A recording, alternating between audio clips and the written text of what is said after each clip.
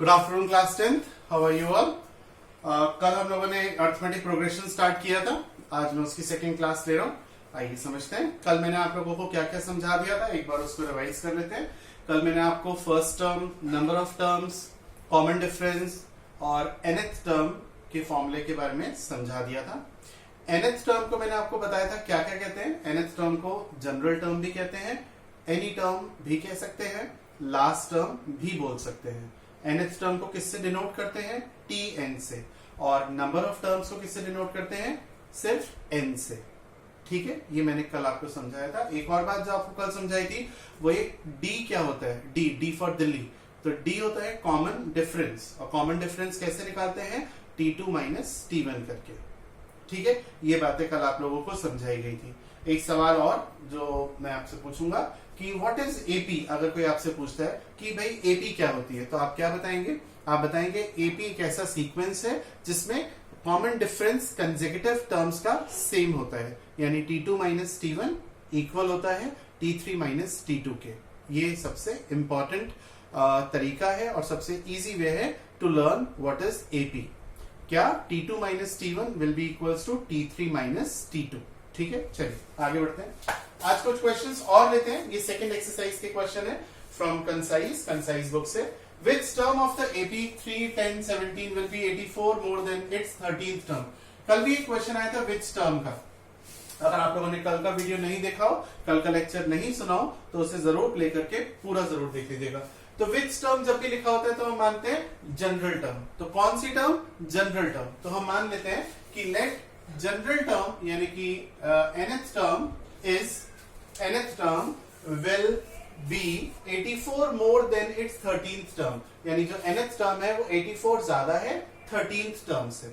समझ में आती है बात? तो nth term is equals to 84 more than मतलब प्लस किससे? 13th टर्म से। तो कई स्टूडेंट्स इस एक्सप्रेशन को नहीं बना पाते हैं। अच्छे से देखिए मैंने कैसे बनाई है। विच टर्म मतलब कौन सी टर्म? कौन सी टर्म मुझे नहीं पता। 5वीं टर्म, 6ठी term, 7th term, 8th term, 100th term मुझे नहीं पता। तो जब मुझे टर्म नहीं पता तो मैं मान लेता हूं जनरल टर्म। ठीक है, जनरल टर्म 84 मोर है, 84 ज्यादा है किससे? 13th टर्म से। तो general term is equals to 13th term plus 84। यहां तक समझ में आती है बात? चलिए आगे बढ़ते हैं। अब nth टर्म का क्या फॉर्मूला बताया आपको? a plus n minus 1 into d is equals to 84 plus 13th term का फॉर्मूला क्या बनेगा? a plus 12d। दोबारा से बोलूंगा, जिन बच्चों ने कल की क्लास देखी है उन्हें समझ में जरूर आ जाएगा, क्योंकि ये फॉर्मूला मैंने कल बताया था। और अगर if you have not seen my previous lecture then please go through the previous lecture first, then come to this lecture. a से कैंसिल हो गया, n हमें नहीं पता। कॉमन डिफरेंस कैसे निकालेंगे बेटा? t2 माइनस t1। तो t2 यानी सेकेंड टर्म 10 माइनस 3, 10 माइनस 3 हो गया 7। यहां लिख दिया 7। 84 प्लस 12 इंटू 7, क्योंकि वही एपी है तो कॉमन डिफरेंस दोनों का सेम ही रहेगा, यानी 7 रहेगा। अब इसको लिखते हैं 7n minus 7 is equals to 84 plus 12 7 जा 84। ठीक है, इसे आप लोग सॉल्व कर लीजिएगा, n आ जाएगा और यही आपसे पूछा है। जैसे मान लीजिए n की वैल्यू, मान लीजिए n की वैल्यू 56 आ गई, मान लीजिए। इसका मतलब है कि जो 56th टर्म है वो 13th टर्म से 84 ज्यादा है। ये मतलब है इनका। समझ में आएगा? So this is the meaning of n। Next question पर आते हैं बेटा। नेक्स्ट क्वेश्चन हम ले रहे हैं सेकंड वाला। ये क्वेश्चन कर दिया तो इसे जरा टिक कर देते हैं। सेकंड क्वेश्चन में कहता है NNAP it's mth term is n। mth term, m for monkey वाला n, mth term is n and nth term is m। आपको rth टर्म ये प्रूफ करनी है। ठीक है, लिख के समझाता हूं। mth टर्म आपको दी है n और nth टर्म आपको दी है m। आपको rth टर्म प्रूफ करनी है m plus n minus r। ये आपको प्रूफ करना है। ठीक है, rth टर्म का क्या फॉर्मूला बनेगा? a plus r minus 1 into D, ये बनेगा rth टर्म का फॉर्मूला। ठीक है, अब आप देखिए कि जो आपको प्रूफ करना है उसमें क्या क्या रुकावट है, यानी कि क्या क्या ऐसी प्रॉब्लम है जिसकी वजह से आपका आंसर नहीं आ रहा अभी। तो पहली प्रॉब्लम है a, यानी a निकालना होगा इन दोनों से, और दूसरी प्रॉब्लम है d, यानी कि इन दोनों से आपको d फाइंड आउट करना होगा। ठीक है, चलिए आइए देखते हैं। तो जल्दी से बताइए, mth टर्म का formula a plus m minus 1 into d is equals to n, और nth टर्म का a plus n minus 1 into d is equals to m। ठीक है बेटा, ये आपने दोनों इक्वेशंस बना ली। अब इस इक्वेशन को फर्स्ट वाले के साथ सॉल्व करिए। इसको क्या बोलते हैं मैथमेटिकल लैंग्वेज में? इसको बोलते हैं साइमल्टेनियसली सॉल्व करना। साइमल्टेनियसली सॉल्व करना, ठीक है। माइनस कर लीजिए, माइनस माइनस माइनस ये कैंसिल, ये आया आपका m minus one into d minus n minus one into d equals to n minus m। इनमें से d आप कॉमन ले लीजिए, अंदर आएगा m minus one minus n minus minus plus one, ये 1 से 1 कैंसिल। इसमें से आप माइनस कॉमन ले लीजिए, m माइनस n हो जाएगा, ताकि m minus n m minus n cancel हो जाए। तो d is equals to minus one, m minus n cancel हो गया, ठीक है। अब इस d की वैल्यू को फर्स्ट या सेकेंड इक्वेशन में सब्स्टिट्यूट करके a फाइंड आउट करेंगे। तो from second equation a plus n minus one into common difference की वैल्यू है माइनस वन, इधर लिखा minus one equals to m। तो a plus into minus minus n और minus into minus plus plus into plus plus one equals to m। तो a की value आई m plus n minus one, ये जब इधर जाएगा, ये जब इधर जाएगा तो साइन चेंज हो जाएगा, ठीक है। ये a की वैल्यू और d की वैल्यू आ गई। Now what do you have to find out? You have to find out the value of tr। tr means rth term, a plus r minus one into d. Substitute करिए, a की value है m plus n minus one plus r minus one into d की value minus one. तो ये आ गया m plus n minus one minus r plus one, ये cancel. This is your final answer, और यही आपको प्रूफ कर रहा था। ये देखिए m plus n minus r।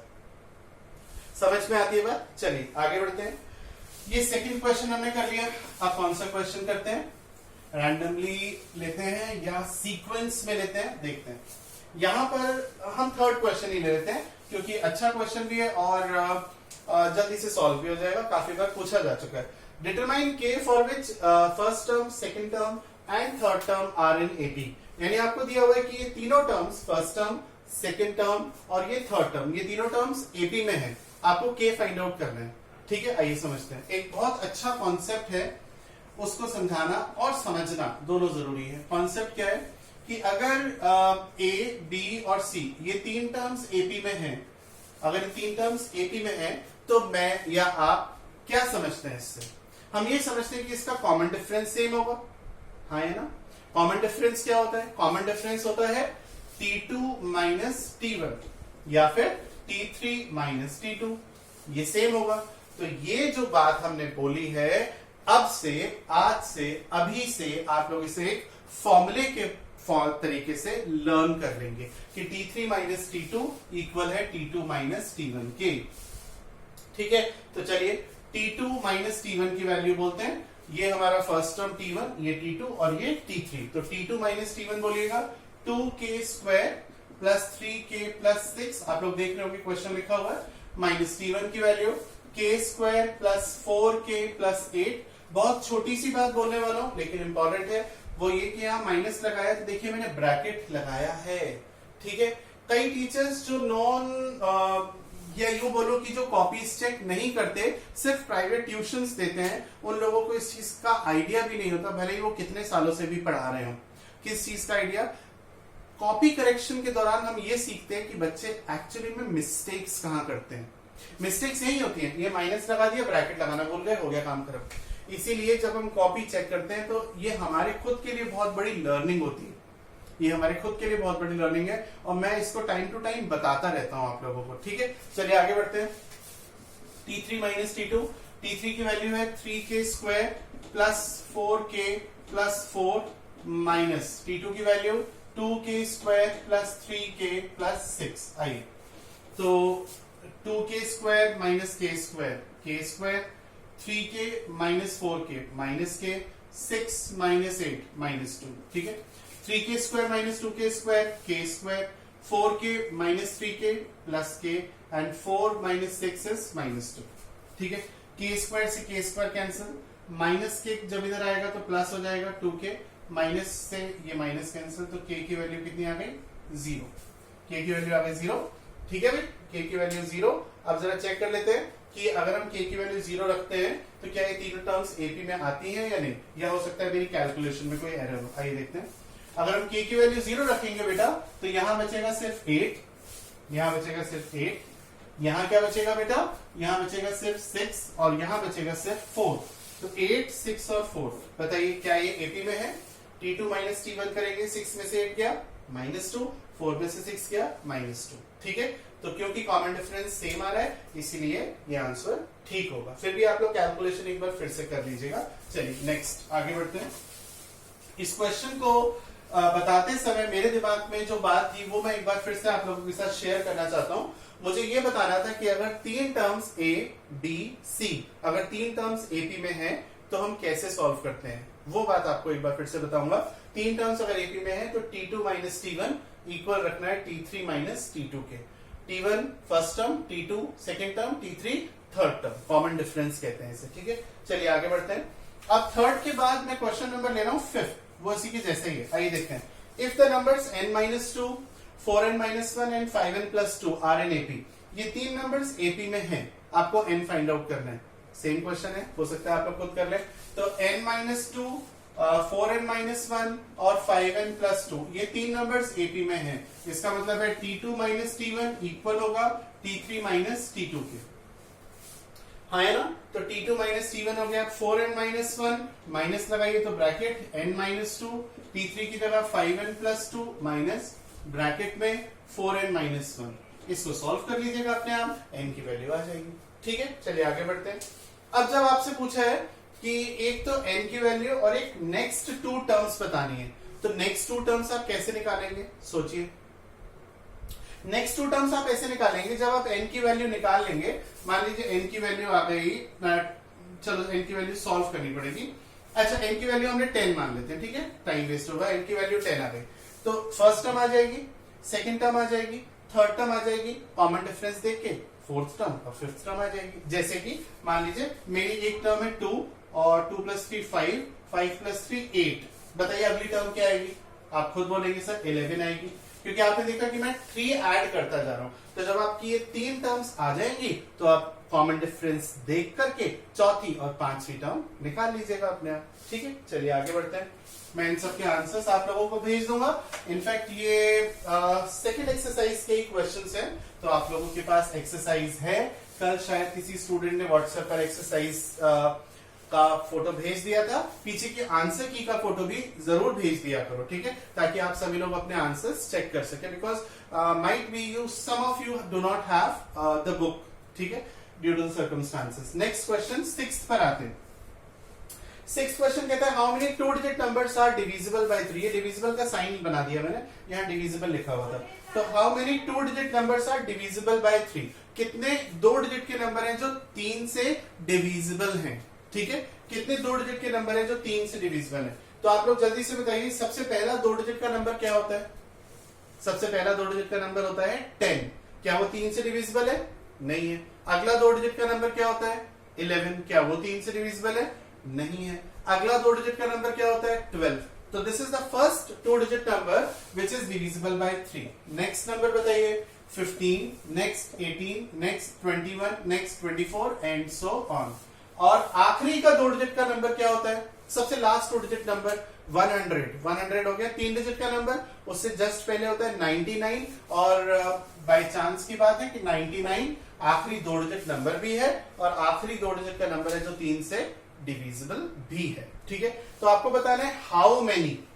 How many, अब ये 2 बातें आप लोग अपनी कॉपी में नोट कर लेना जो मैं बोलने जा रहा हूं। 2 बातें। पहली बात, जब भी हाउ मेनी की हिंदी का मतलब कितने, हाउ मेनी मतलब कितने, तो जब हाउ मेनी पूछा है तो मतलब n की वैल्यू पूछी है, नंबर ऑफ टर्म्स यानी n पूछा है। और अगर विच टर्म पूछा है, विच टर्म, तो वो nth टर्म की बात कर रहा है यानी tn की। ये बातें अगर ध्यान में नहीं, समझ लीजिए शायद कुछ नहीं तो 60 से 70% चैप्टर आप लोगों की समझ में आ गया।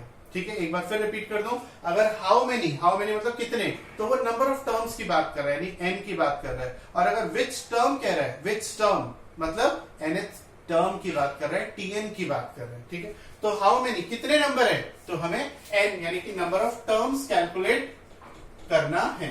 ठीक है भाई, कितने बच्चे हैं, कितने आदमी थे। ठीक है भाई, तो हमें नंबर ऑफ टर्म्स कैलकुलेट करना है। आइए देखते हैं, फर्स्ट टर्म क्या है 12, कॉमन डिफरेंस क्या है क्या होता है T2 माइनस T1। अगर कल की क्लास में कुछ कमी रह गई होगी तो आज आई होप समझ में आ गया होगा कि कॉमन डिफरेंस T2 माइनस T1 होता है, common difference T3 minus T2 होता है, common difference T4 minus T3 होता है।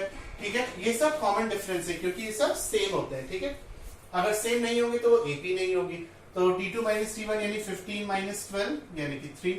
और Tn क्या होता है, लास्ट टर्म Tn होती है, nth टर्म Tn होती है, जनरल टर्म Tn होती है। तो लास्ट टर्म क्या है बेटा, लास्ट टर्म 99 है, ये 99 हो गया। तो Tn का फॉर्मूला लगा दीजिए, a plus n minus 1 into D. Tn हो गया 99, a की वैल्यू 12, n हमें नहीं पता और कॉमन डिफरेंस है 3। सो 9 minus 2 7, 9 minus 1 8 equals to n minus 1 into 3। 3 से इसको डिवाइड कर लिया, सो 29 plus 1। तो देयर आर टोटल 30 टर्म्स। कितनी टर्म्स, 30 टर्म्स। आप लोग लेक्चर को पूरा सुनिए और अप्रैल तक 25 या 26 अप्रैल तक हम लोग इसी तरीके से क्लासेस करते रहेंगे। उसके बाद मैं इन क्लासेस को प्राइवेट रन करता रहूंगा, यूट्यूब पर इसी तरीके से क्लासेस लेता रहूंगा, जूम पर भी क्लासेस लेता रहूंगा। 25 अप्रैल के आसपास हम लोग प्राइवेट करेंगे, इन्फॉर्मेशन मैं आप लोगों तक पहुंचा दूंगा और लिंक आप लोगों को मिलेगा जो स्टूडेंट्स एनरोल करेंगे, सिर्फ उन्हीं को। ठीक है, चलिए तब तक के लिए थैंक यू। ओके।